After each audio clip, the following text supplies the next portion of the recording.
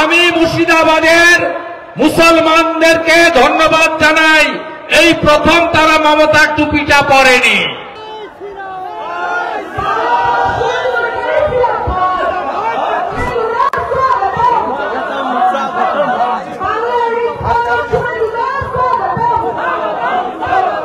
আমি মুর্শিদাবাদের মুসলমানদেরকে ধন্যবাদ জানাই, এই প্রথম তারা মমতার টুপিটা পরেনি। মুর্শিদাবাদে বিজেপির সভায় বক্তব্য রাখার সময় এভাবেই জেলার মুসলিমদের সরাসরি বার্তা দিলেন রাজ্যের বিরোধী দলনেতা শুভেন্দু অধিকারী। রাজ্যে মুসলিমদের মাসিহা সেজে দিনের পর দিন তাদের বোকা বানাচ্ছেন মমতা বন্দ্যোপাধ্যায়, এই দাবি করে মুর্শিদাবাদ থেকে তৃণমূলকে উৎখাতের ডাক দিলেন তিনি। বড়েয়ার ডাকবাংলো হাট ময়দানে বিজেপির পরিবর্তন সংকল্প সভা থেকে জেলার সংখ্যাগরিষ্ঠ মুসলিম সম্প্রদায়কে সরাসরি বার্তা দেন শুভেন্দু বাবু। দক্ষিণবঙ্গের জেলাগুলির মধ্যে মুর্শিদাবাদ বরাবরই তৃণমূলের জন্য কঠিন ঠাঁই। দীর্ঘদিনের চেষ্টার পর এই জেলা দখল করে তৃণমূল। বড়োয়া সভা থেকে সেই ইতিহাস মনে করান শুভেন্দু বাবু। আপনারা প্রশ্ন করতেই পারেন, এই জেলায় ঘাস ফুলকে কেউ চিনত না, কিছু পকেটে পদ্ম ফুলকে চিনত, আর কিছু পকেটে কাস্তে হাতুড়ি তারাকে চিনত, আর বাকিটাকে হাত চিহ্ন চিনত। হ্যাঁ, নিশ্চিতভাবে আমাকে মমতা ব্যানার্জি বলেছিল, মুকুল রায় পারেনি, ইন্দ্রনীল সেন পারেনি, পূর্ণেন্দু বসু পারেনি, তুমি একবার চেষ্টা করে দেখো।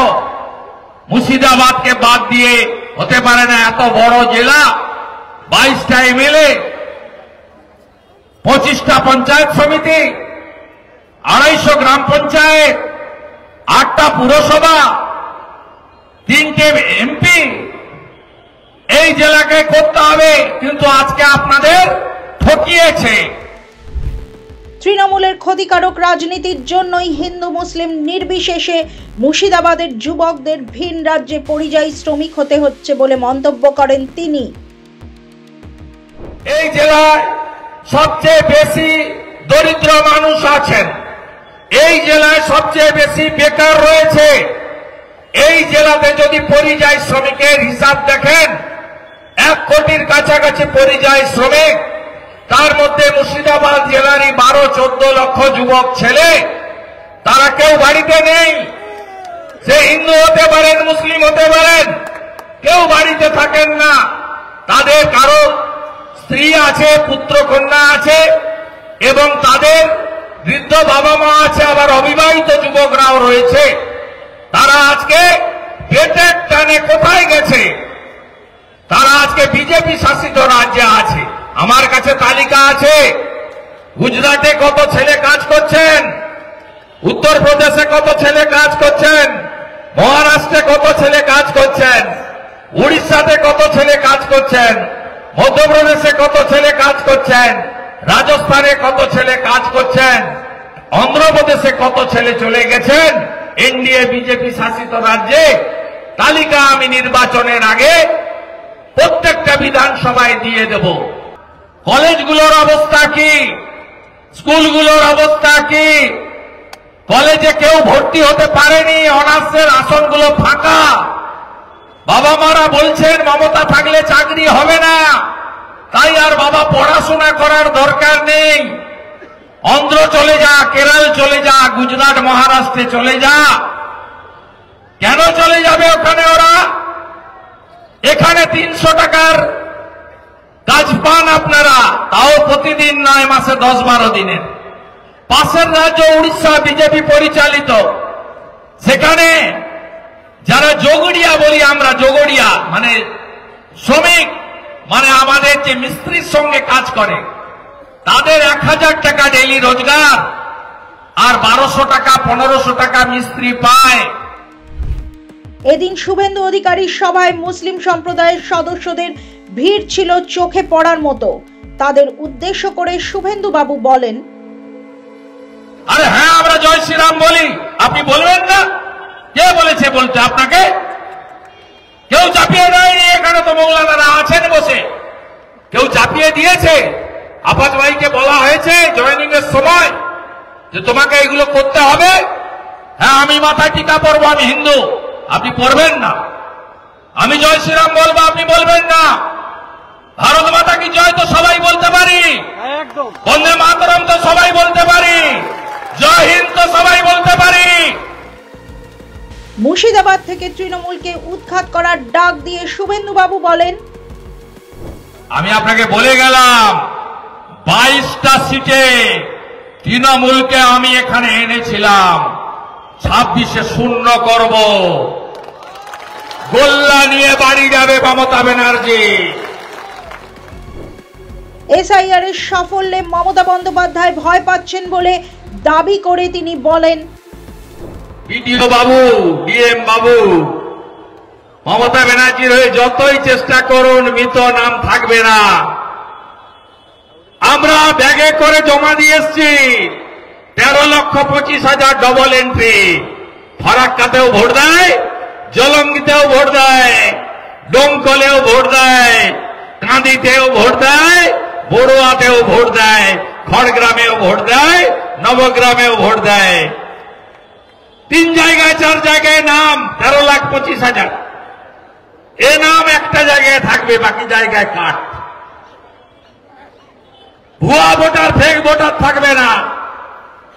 আর বাংলাদেশ থেকে যে অনুপ্রবেশকারী এসেছেন তাদের নাম থাকবে না। এদিনের মঞ্চ থেকে সরাসরি জেলার সংখ্যাগরিষ্ঠ মুসলিম সম্প্রদায়কে বার্তা দেন শুভেন্দুবাবু। সিএ এর মতো এসআইআর কেও এনআরসি বলে মমতা বন্দ্যোপাধ্যায় মুসলিমদের ফাঁদে ফেলার চেষ্টা করেছিলেন বলে দাবি করেন তিনি। একই সঙ্গে সেই ফাঁদে মুসলিমরা পা না দেওয়ায় তাদের ধন্যবাদ জানান বিরোধী দলনেতা। আমি মুর্শিদাবাদের মুসলমানদেরকে ধন্যবাদ জানাই। এই প্রথম তারা মমতা টুপিটা পরেনি। যেদিন 2019 সালে সিএ আসে, সিএ থেকে কারণ নাগরিকত্ব কারার কথা ছিল না? ছিল না বন্ধু। যারা ধর্মীয় উৎপীড়নের কারণে আফগানিস্তান, পাকিস্তান, বাংলাদেশ থেকে পালিয়ে এসেছিলেন বা আসছেন, তাদেরকে নাগরিকত্ব দেওয়ার বিষয় ছিল। মমতা ব্যানার্জি কি করলো? বলল এনআরসি, ডিটেনশন ক্যাম্প, মুসলিমদের তাড়াবে। 19 সালের পরে খেপিয়ে কি কি ক্ষতি হলো দেখুন। জিয়াগঞ্জ, আজিমগঞ্জ, হাজারদুয়ারি এক্সপ্রেস আগুন দিয়ে পোড়ানো হলো, বেলনাগা স্টেশন জ্বালানো হলো, রেজিনগর স্টেশন জ্বালানো হলো, ঔরঙ্গাবাদে মন্দির ভাঙা হলো, আমাদের জঙ্গিপুরে 68টা দোকান, 65টা হিন্দু, 3টে মুসলিম, সবার দোকান লাইন দিয়ে ভাঙলো। এর জন্য দায়ী কে? মমতা ব্যানার্জি সিদ্দিকুল্লাহকে মাঠে নামিয়ে ভোট রাজনীতির করার জন্য আজকে সিএ কে এনআরসি বলেছিল। এবারেও সিএ চালু হয়ে গেছে। কাকে ডিটেনশন ক্যাম্পে পাঠানো হয়েছে নাম বলুন। বলুন উত্তরপ্রদেশে, গুজরাটে, মহারাষ্ট্রে সংখ্যালঘু মুসলিমরা ধর্ম পালন করতে পারেন, হ্যাঁ কিনা? এত মিথ্যা কথা। এবারে বলেছিল এসআইআর মানে এনআরসি, কেউ টুপি পরেনি। তোমার টুপি কেউ পরেনি মমতা ব্যানার্জি। সবাই বুঝে গেছে ভারতীয় জনতা পার্টি এলে পেটে ভাত, হাতে কাজ, মাথায় ছাদ, বিজেপি দেবে, বিজেপি দেবে, বিজেপি দেবে। রাজ্যের অন্যতম বড় জেলা মুর্শিদাবাদে রয়েছে 22টি বিধানসভা আসন, যার মধ্যে বর্তমানে মাত্র 2টি বিজেপির দখলে। রাজ্যে ক্ষমতায় আসতে গেলে সংখ্যালঘু অধ্যুষিত এই জেলায় ভালো ফল করতেই হবে বিজেপিকে। সেই জন্য তৃণমূলের দেখানো বিজেপি জুজু কাটাতে হবে গেরুয়া শিবিরের নেতাদের। ব্যুরো রিপোর্ট, মাধ্যম। गरीबी मिटेगी, समृद्धि बढ़ेगी।